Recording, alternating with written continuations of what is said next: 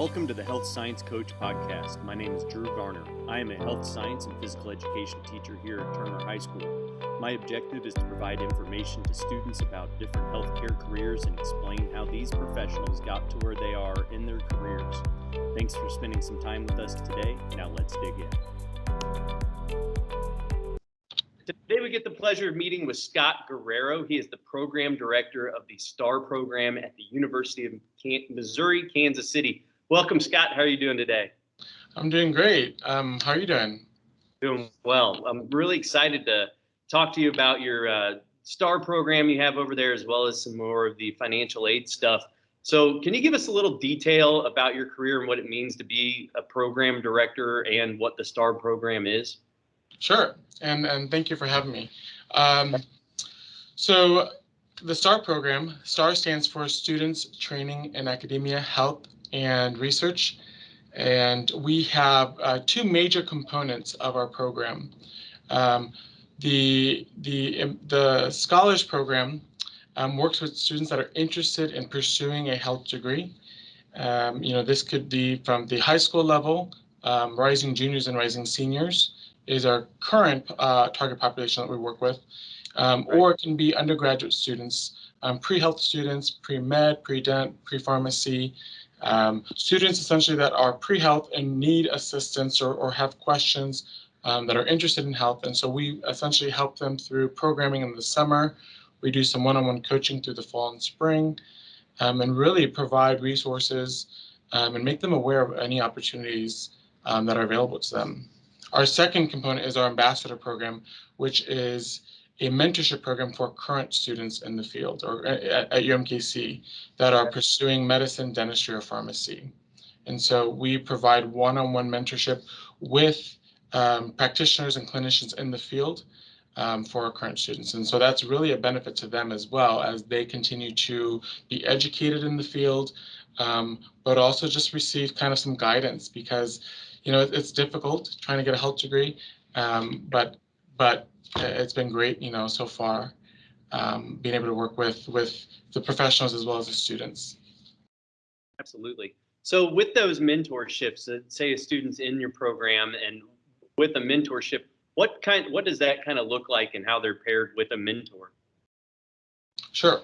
So for our current students, we look at their year in school.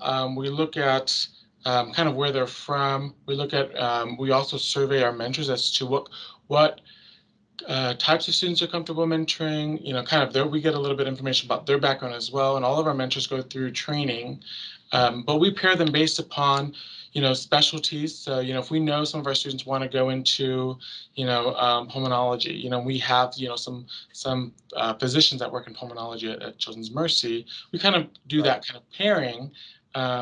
It's a great pairing for them. So we look at aspects like that. And then we have people on our team that work in the different schools. And so we also, get their advice as well and their input. Right. Yeah, that's pretty cool. So a little bit about your job and daily duties and that kind of stuff. What's a typical day in the life or week in the life of a STAHR program director? Sure. So just a little bit of, I guess, laying the foundation. So STAHR is a pipeline program on the health sciences campus at UMKC. And right now I have about 12 individuals on the STAHR team, the leadership team. And so that consists of professionals from the School of Medicine, School of Dentistry, and School of Pharmacy. So we particularly aren't necessarily tied to one school, but really the entire health sciences campus. Right. And so me as a director, I'm connecting with, on a regular basis, on a weekly basis, or day-to-day basis, connecting with our coordinators who are on the ground level, reaching out to students, having meetings with students, kind of doing some of our promotional or marketing, task to schools and different organizations in the community, and then working with, our physicians in Children's Mercy or, our research team, collecting data so that we can also report. We're completely grant funded, And so we do a lot of reporting as to, where do students go once they graduate high school, who graduates from a health professional degree. And so there's a lot of reporting on that front as well. And so my day-to-day can change from having meetings, and I just came from a meeting now, to being in on a task force that reaches out to the community to bring in, additional partners or sponsors, or bring in students to our programs. So it does change from day to day and week to week. Yeah. And I know one of the things that we had talked about prior to was looking specifically at more of the Kansas City metro type of student and trying to recruit them, to come to a school inside of Kansas City. What can we talk about that type of outreach? Yeah, so it's been the last 2 years obviously have been difficult, where our outreach has kind of stalled because of COVID. But through that, we transitioned our programming to virtual platform, and we've actually had we have had students from Arkansas, we had some from California, several from Texas. So being able to reach, have a broader reach outside of the KC Metro was nice to kind of see what kind of interest is out there outside of the KC Metro area. But as we look towards the spring semester, we're wanting to expand our outreach to within the community. So within high schools, be at different events within the community. Looking forward to also having a social media presence, an online presence, doing virtual info sessions, and something that really we haven't been in a position to do prior. Yeah, absolutely. So let's jump into a little bit of your education and work experience. You studied music and Spanish at Illinois State University. What kind of led you to want to study music? Yeah, so I'm originally from Chicago, Illinois. I grew up in the inner city of Chicago, and I didn't. I also identify as Hispanic, and so I didn't grow up speaking the language. I learned everything I know right now. I learned on my own, or I learned in school. Just wanting to know more about my culture, my background. In terms of music, my family couldn't afford music lessons, but I started, and my dad's a pastor, and I grew up in the church, and so really just being drawn to music. But I started singing at the age of 6. But once again, we couldn't afford lessons, and so I was self-taught until I got to college and studied music. So I started playing piano at the age of 9. So I sing and play piano, and so everything I known up until that point was self-taught. But really had a passion for it. It was an outlet for me. It was a way that I could express, myself at a young age. And then when I got to college, being able to fully study it was a very rewarding experience. Yeah, absolutely. So how did you choose Illinois State University to go to? Great question. So I have 6 kids in my family, or 5 siblings, so 6 kids. My mother didn't finish high school. My dad never went to college. And out of the 6 kids, I am a first generation student, but I'm the only one out of 6 kids that holds a bachelor's degree. And I went to college. I got to college because friends were doing it. I was a very involved student in high school. It was great to be an athlete. I played football and volleyball, but it was also great to be part of the National Honor Society, be part of musicals, be part of different organizations, yearbook club, the newspaper, student council. So I did all those things, and just making those connections with students or my peers. Everyone, most were going to college, and so I was, what is college? I had these questions. I don't know what that is, but I sent in applications, and I actually applied to 6 different schools. Okay. But after visiting all of them, and for music, you have to do an audition, and so I auditioned at each of the schools, got into all of my schools, but there was just something off about each of them. One of them was too big, one of them was 6 hours away, it was too far. One was completely out of my price range, and so Illinois State, I was awarded scholarship. It was about an hour and 15, hour and a half from home. And so it kind of just fell into place as being the right institution for me. And then, having gone there, gotten my undergrad and master's, I wouldn't have traded that experience for anything. It's very rewarding and very joyful experience. Yeah, absolutely. So while you were there getting your undergraduate, you were working as a minister of music at the university.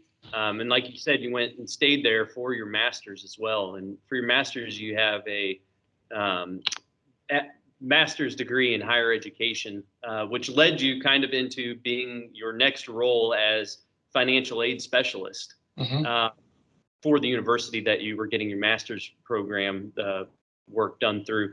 What can you tell us about getting a master's in higher education and how you kind of chose a little different career path? Sure.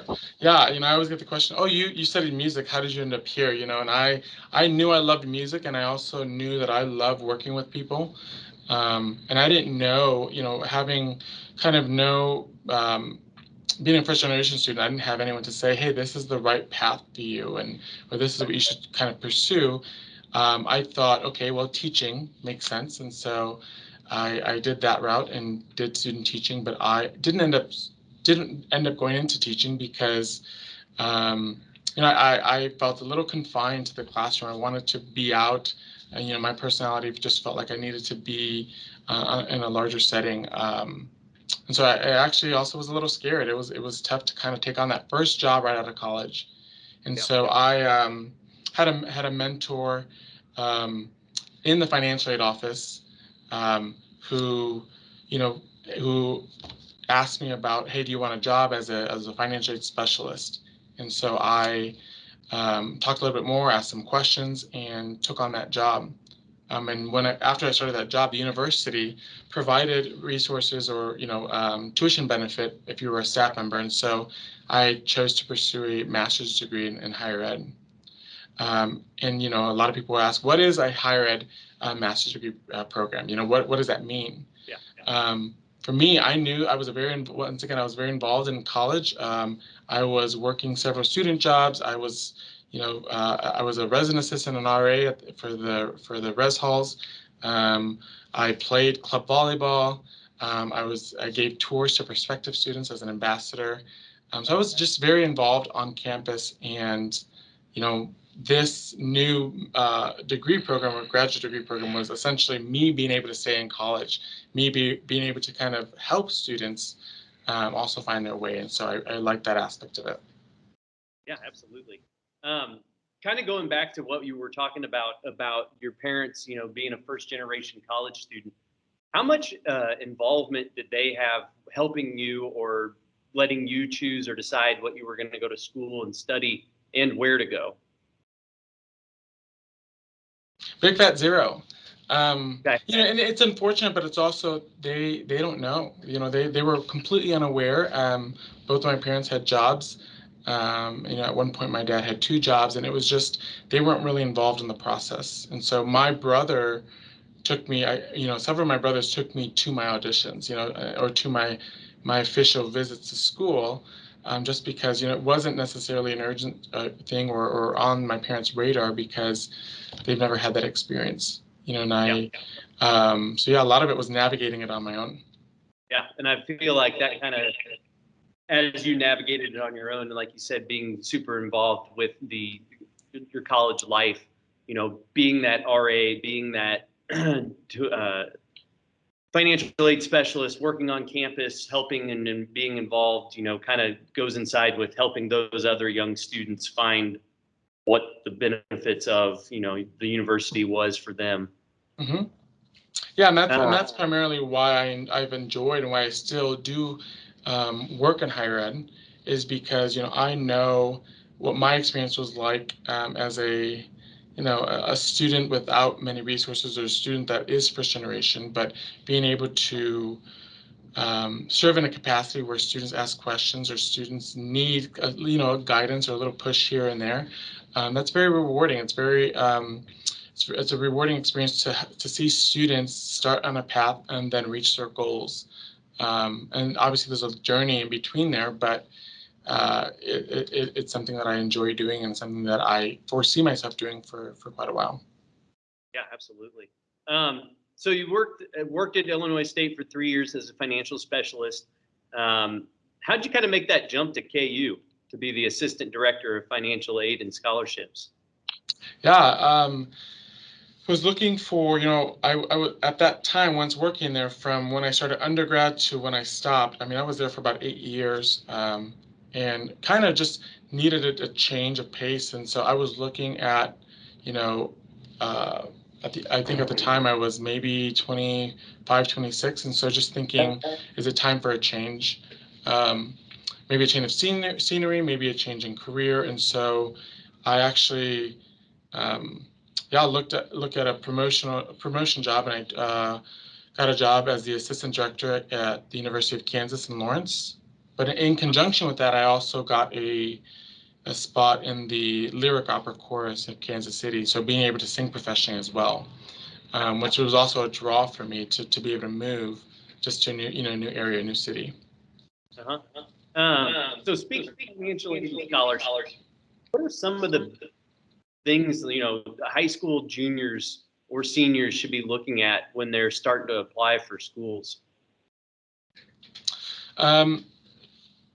Well, it is a complicated process, and as they're applying for schools, I would look at, the overall dollar price. When I was giving presentations, even for my professional college students, I would ask, how many of you know how much your education cost? And it was always less than 20%, less than 10% of students knew how much college actually cost. You Right. know, if a student wants to get a degree, wants to pursue something that they're really passionate about, we'll find a school that does that, and then look at the actual dollar figure. Because the two most important things right now, I would say, for seeking out or pursuing colleges, does it have your degree program, or what you're passionate about, and what's the price tag? Can you afford it? Because if you can't afford it, or if it doesn't have your degree, why would you go there? You know, Right. when I was working at KU, some students were like, "Well, I like the basketball team." You're not on the basketball team. Why are you at KU if it doesn't have your degree program? If it doesn't have X, Y, Z. So that, and then actually having, a real conversation with someone on campus. I like to have real conversations with students I meet with, to say, can you afford this? How are you going to pay for this? Here's how we can make it work. Here are some resources for you. But, if this isn't it, how dedicated are you to creating a plan to get to where you want to be? So for juniors and seniors, I would say know all the information, do your research.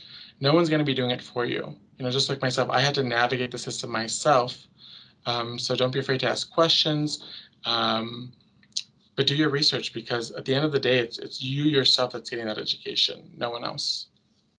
So I was lucky enough to play college baseball, and when I was being recruited, scholarship monies were talked about, and you get X amount or Y amount for different schools. And the private Catholic school that offered me a chunk of money also costed 4 times as much, or 10 times as much probably, as the junior college that only offered tuition.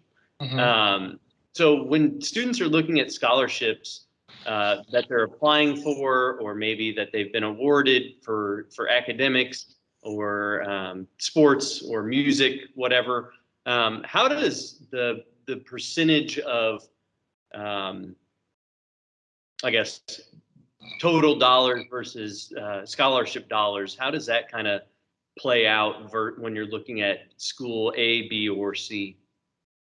Sure. So just some. First, I would encourage students to apply everywhere. I had coming into college, I had scholarships from just random places. I think I had a scholarship from the state senator's office, which most may not think to apply for. But I saw something. I was like, are you this? Are you looking for this? Is your GPA this? And so I applied, and I was, I think, one of 5 or 6 recipients of that award. I had some high school scholarships. I had an academic scholarship, but it was me putting myself out there to do that. And students, once again, free money isn't just going to land it in your lap. Some of them are merit based, so you apply to, if you apply to UMKC and you have a certain GPA, a certain test score, and you apply on time, you can have an automatic scholarship. That's great, but those usually don't cover your total cost. Right. And so I would encourage students to apply for as many scholarships as possible. And after your fifth, sixth scholarship, you're now just tweaking essays because you've already written an essay on leadership or your involvement or where do you see yourself in 10 years. And so now it's just tweaking to fit that scholarship. But to answer your question, once you have all the information, you know where you want to go, lay everything out on the table. See what the total cost is. Lay out your scholarships and see, okay, what's my bottom line? What do I owe now after everything's applied? After all my scholarships are kind of in place. Do you want to be in debt for with student loans or private loans? That's a real question, a conversation to have. And so I would encourage students to kind of look at that. And if they don't understand, then ask questions. They can contact any financial aid office to also ask questions and receive some support. Yeah, that's good to know. So you stayed for 3 years and then moved to UMKC as the senior assistant director and for financial aid and scholarships. Talk a little bit about that change and movement. Yeah, a lot of that was for professional reasons. One, I missed the city, so I was living in Lawrence for, it's a great traditional college town. But coming from Chicago, yeah, I definitely missed the city atmosphere. So I wanted that, and more opportunity. But the change in position was also, a very professional one. I took a position that was, I oversaw all financial aid for the health sciences campus. Versus working in a specific office for with a bunch of other people. But I was the main contact person, the main presenter. I did all the awarding and budgeting and all that for a lot of our award programs. And so just more responsibility, more experience. I was also managing staff at that point. So it was just a great step up or move up for me from a professional standpoint. And while you were there, you were able to get another degree as well.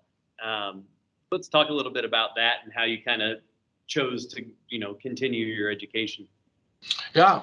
UMKC and what's great about working at an institution is there are benefits such as, the amount of paid time we get or time off we get, but also the benefit of being able to go back to school and further continue education. So I had some tuition benefit from UMKC, and I chose to get my MBA, my master's in business administration. It was something that I hesitated for a little bit because of my background in education, but I'm so glad that I've done that because it teaches you, education is one aspect or one kind of lens in the world. I mean, or business. I mean, business kind of seeps into every other part of life, and I feel like from whether it's from a financial standpoint, a manufacturing or production standpoint, just networking, looking at various aspects within business. It was a very good experience for me, and it's something that I've also thought about what I want to do later on in my career. I've thought about starting my own nonprofit one day and being able to kind of have that be more, how do I want to serve the community? How do I want to stay and work in this community? So that's something that, I'll definitely venture into in the years to come. Yeah, that's good. So then while you were there, you kind of transitioned now to your new role of the STAHR program. How did that transition work out, and how did you look into getting to be involved with the STAHR? Sure. So having been at this point, I'm at now UMKC for about 4 years or so, and then once again I was working and I was in the schools of I was all in all the professional health the health professional schools, and so really just making connections, doing my job, doing good work. And when this position became open, it was actually a new position. The assistant dean and director of admissions for the School of Medicine, who was the PI or oversaw the grant, sought me out just because, hey, I think that you have the skill set for this. I think you also, with your background and just knowing what you've done with financial aid, I think that you can also work with, on the grant administration side. And so it was, I would say, partly of what who kind of helps you in this situation. But also I'm proud to say that my work kind of spoke for me in terms of, yeah, I was happy about the job that I was doing. And after 4 years, it was also time for me to make a change as well. So knowing all the people that can you talk a little bit about the different programs that UMKC has to offer at your school? Like, you mean from an academic standpoint or from like majors? Yeah. Yes. So I'll start with the I guess health sciences campus. So we have 4 health sciences schools. We have the School of Medicine, School of Dentistry, School of Pharmacy, and School of Nursing and Health Sciences. And within those schools, there are different academic programs. For medicine, you could do the MD route. You could do the physician assistant or anesthesiologist assistant. There's bioinformatics, there's health education. So there's different programs within each school. Right. And so what's great is that all of our schools here have direct connection to the hospitals. I mean, we're on Hospital Hill here in Kansas City, and so you're connected to Children's Mercy, to Truman Medical Center or University Health now. You're connected to St. Luke's, and so there's just a lot of opportunity here and further education for our students. So that's on our health sciences campus, and then we also have the Volker campus, which is further a little 15 minutes south of here. And they have, anything from we have the Conservatory for Music, Dance, and Theater. We have we have education. We have the School of Business. There is the Computer and Engineering School. We have law school. There's your either main programs or some of your traditional programs as well that you can find on a regular campus. What are this is just kind of going off different, but what are some misconceptions people might have about working in higher education?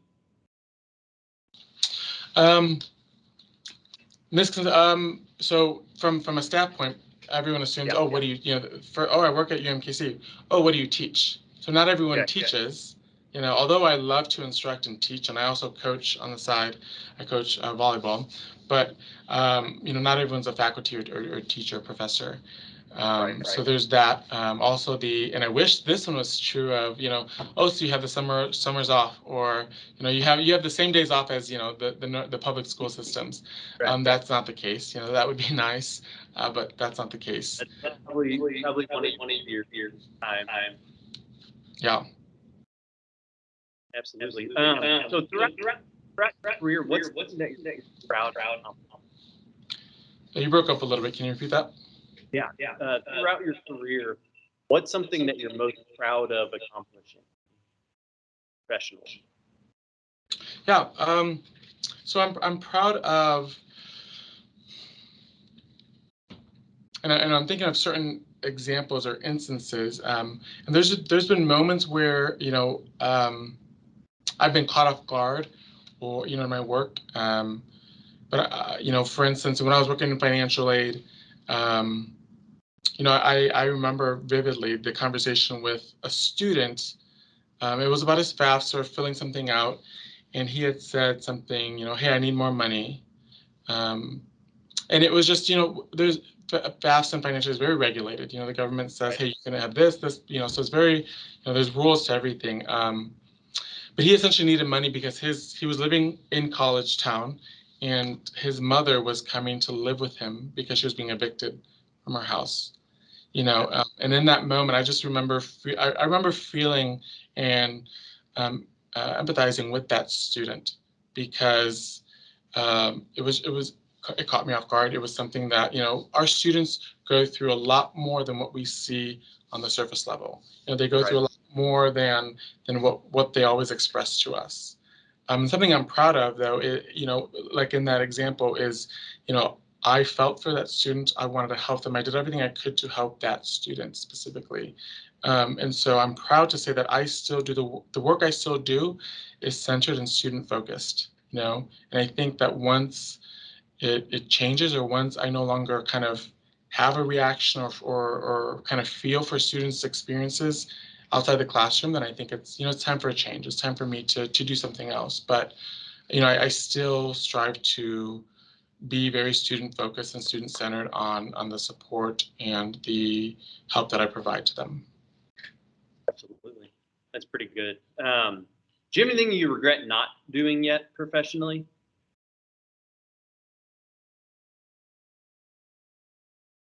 From professionally, or like not as a student, I would like to do, and I have, and especially now I have every, I guess, opportunity to, I wish that I would do more professional development opportunities, or more networking with, even, you know, just institutions outside of the KC area, because, you know, I have to imagine that, and there are other institutions that are doing similar work to what I'm doing. There's just a lot of learning too that can be outside of the UMKC walls, and so it's just making time for it. It's setting time aside, and the moment you do that, you know, work starts to pile up on this side, and so it's just it takes a lot of energy as well as space to be able to do something like that.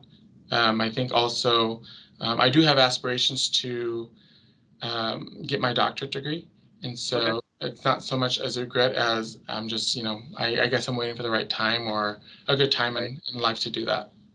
Yeah, absolutely. And professional development was going to be one of my next questions. You know, working in higher education, not as a professor, but what kind of professional development do you need to do? Like as a teacher myself, you know, we have specific professional development days built into our schedule. And then as a teacher, you know, I'm always reading about different types of, I don't know, swimming workouts or gym games or that kind of stuff outside of school. What kind of professional development do you work on to that may help you with, say, the STAHR programs? Sure. Um, so coming at this from two angles, I guess. One, where I'm attending, you know, there's conferences, and, you know, of late there's, you know, webinars to attend on, you know, health disparities within America, or health disparities within, you know, the metropolitan area, something like that, where it's very concentrated or focused on, you know, specific aspect of health, or my job.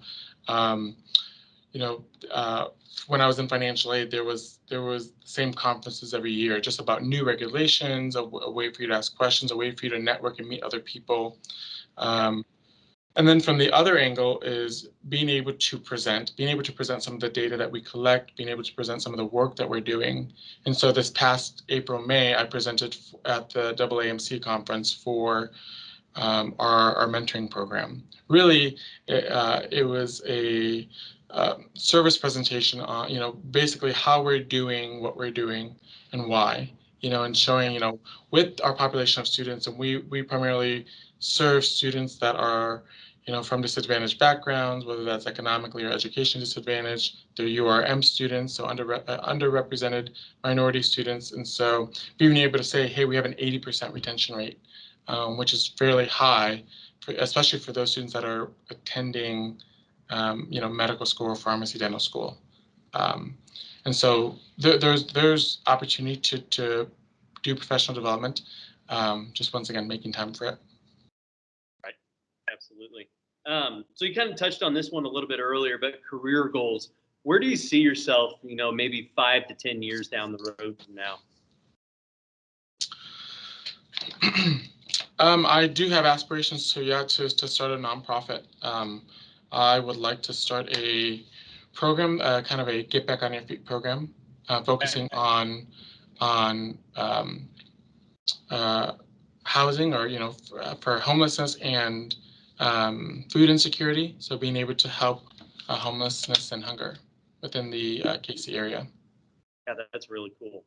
Something that probably would be very beneficial for the area down by where you are. Um, as far as information, like looking back, what's something that you wish you would have known about, as in high school or early on in college that would help you professionally with your career now?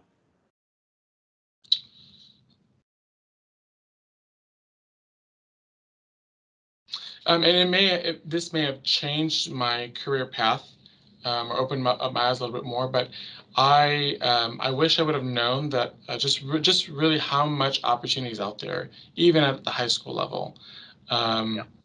I applied to and attended the schools that my friends were going to. I didn't have the know-how to research on my own, to be able to look at a college's website and say, okay, hey, what do they have to offer?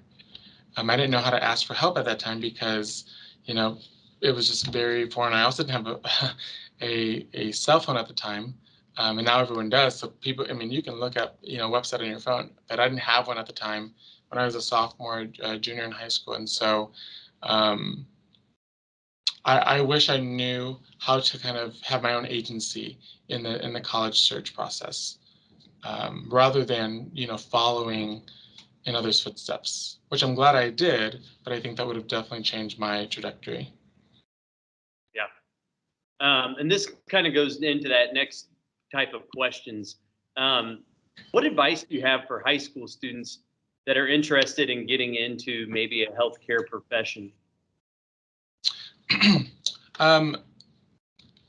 So I would say that it's going to be hard work, and in most cases, it's a long journey to becoming a health professional student, or a health professional. But if that is what you want to do, or if you're curious but not sure, then I would say ask questions and get involved. So there's ways for you to have shadowing experiences to see if this is if this is something you're interested in.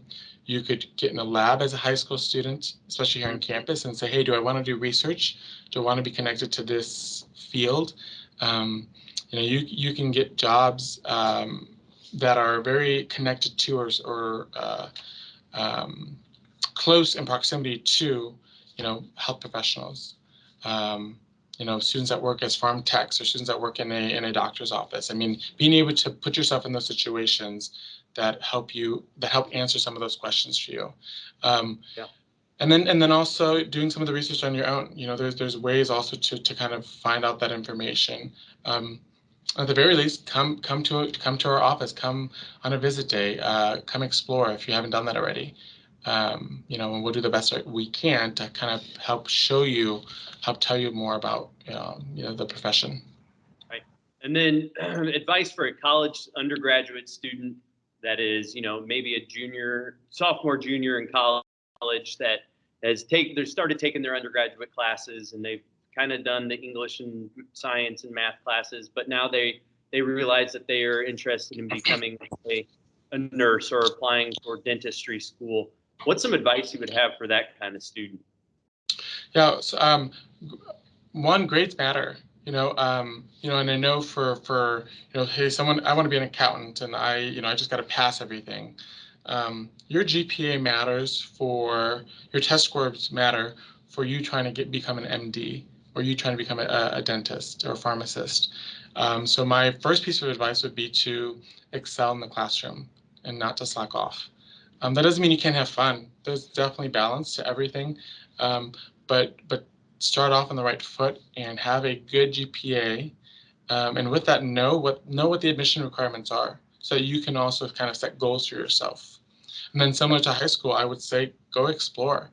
We don't, and like anyone, we don't want doctors that don't want to be doctors. You don't want to go to someone's office that doesn't want to be there, but they're there for a paycheck or something. Do you enjoy helping people? Do you enjoy working in teams? Do you enjoy that setting? Um, and that's something you have to answer for yourself. So if it's career pathways analysis as to or surveys as to what kind of profession do I want to go into, you have that access, and I think high school students can do that as well. But at least start somewhere. Yeah. Yeah. So after they've graduated, or maybe, right before they're getting ready to graduate, somebody that's looking for a job, say one of those students that you work with your mentorship program, they're getting close to graduation, a couple months away, or have just graduated. What kind of advice would you have for somebody looking for a job upon graduation? Are you talking about for high school or for undergrad? Undergrad, sorry, yeah. And they're not in the profession, they're not in a professional program right now, or they are? They are, yeah. They're getting ready to be a nurse, or finish their nursing certification type of stuff, or finish dentistry school, and they're looking to get out into the real world and start applying for jobs. Yeah. So, some of our students go into residency and they get to pick kind of a specialty or area in which they go into residency, or some of them go to, work. And many of our students are on student loans. And so depending upon their situation, that conversation may change. But from a financial aspect, I like to let them know, hey, your income is going to change from this to this. Be smart with your money, pay your bills on time, be responsible. Student loans are going to be there, and so be smart. There are programs to help you pay those off. For instance, working in a underserved area may help cover 2 years of your loans, for example. Yep. There are programs like that, but students don't know about that because they don't ask questions, or they hear about it and they think, well, I don't want to write that essay, or I don't want to do the work for that. I mean, you're talking about, in some cases, $50,000 that's just writing off because you got to work somewhere 2 years. But if you're looking for a job, and let's say it's not financial related, giving back or doing something for the community is very rewarding. And so trying to talk our students or share with them the benefits of working in a rural community, being able to provide access to care in a rural community, working in lower impoverished areas, working, kind of those underserved areas that I think they can do a lot of good in. And that's something I would recommend, and we have those conversations as well. Yeah, that's really cool. And then next kind of goes into, as someone that has graduated and maybe completed the residency, they're 3 to 6 months out of being all done with school and having their job and being all grown up, I guess you could say. Some advice you have for them as to, work related, what they should be doing and trying to learn more or develop themselves as a young professional? Yeah. So, being responsible, paying bills on time, but, because of the students we serve, I would say my first thing is to pay it forward, to pay it back. We now have, and it's so beautiful to see, we have students that were in our mentorship program, have graduated, have now jobs, and now they're serving as mentors in our program. And it's just awesome to see, them knowing the experience and acknowledging the experience that they had. It was an enjoyable one. And so now they want to mentor new students in our program. And that's just great because it also helps them professionally be a mentor. It helps them, kind of rise to the occasion, work within a team, in a team aspect or team setting. And so that's something that I would encourage everyone to do. If you haven't been a mentor before, that's something that, everyone should have an opportunity to do. Yeah, that's pretty cool. Like you said, paying it back and giving back what you were able to receive is something that I think definitely helps out and helps you grow as a professional. Do you have any books that you might recommend that you've read that kind of helped you along your career path professionally, or would help a high school kid kind of help them figure out what is the right career path? Sure.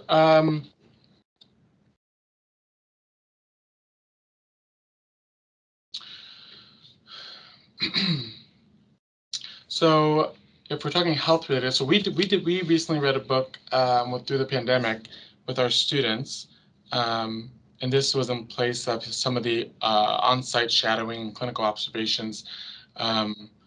Henrietta Lacks, that book of how one person's cells have changed the course of medicine or history and research for the entire, as we see it today. And just seeing one person's impact, and it was 40s, 50s, and seeing how really she had no agency over her own body. That before some of these policies and these medical laws and regulations were in place, them just being able to take cells from her body, take her data, her samples, everything, and use them without her consent, and not have the family themselves reap any benefit from it. So it's very interesting to see that kind of impact. And now that there's things in place, obviously that's not the case. Anywhere you go, patients now have the final say as to what happens to them, but that wasn't the case. And so just kind of seeing a very different world from the health perspective was very interesting. And so if someone's interested in health, I mean, they can watch the movie, they can read that book. It'd be very rewarding for them. That's pretty cool. And then do you have any other information you'd like to share about UMKC or the STAHR program that will help students kind of navigate through their career path? Yeah, so and I'm happy to send you these links via email. I can put them in the chat. But so our Scholars program, our application that starts in the summer is now open. Our deadline right now is February 1st. This is for students, once again, that either know they want to be a health professional or they're kind of interested and want to kind of explore a little bit more. Students to come into the summer for 6 weeks. We have sessions each day. It'll be a hybrid, so majority of it will be virtual, but students will also have the opportunity to come on campus to take tours of the buildings. They'll be able to go into some of our hospital settings as well. There's ACT prep that we're providing as well, leadership and professional development for students, and then identity kind of development and exploration, in addition to all the health sessions that they'll receive. So that application is open right now. This on age group wise, what age is this for? Or class wise? This is for rising juniors, seniors, and up. So any pre-health students, so undergraduate, and then any rising juniors and seniors. Perfect. Yeah, and there's stipends associated with all of our programs. So students that successfully complete a program, will receive a stipend as well. And so the second link is our students and high school and undergrad students just sharing what the program has meant to them. So students can read, your students could read on what the program has meant. And so happy to share that with you as well. Yeah, absolutely. I'll post those in the form below the podcast. Well, Scott, thank you so much for spending this time with us and teaching us about UMKC and what all you have to offer as far as information about financial aid and the healthcare professions that you have available there. We really appreciate it.